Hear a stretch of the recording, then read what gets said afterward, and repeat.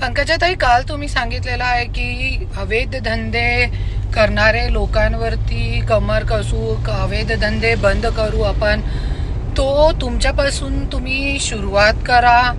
आणि तुमची जे छत्रपती संभाजीनगरमध्ये जे रेड्युको नावाची दारूचा जे तुमचा कारखाना आहे ते तुम्ही बंद करून टाका. आणि परलीमध्ये पण जे पत्तेचे क्लब, कला केंद्र असे खूप काय अवैध धंदे आहे, ज्या धंद्यांना तुमच्या पाठबळ आहे ते तुम्ही सगळे अगोदर बंद करून टाका.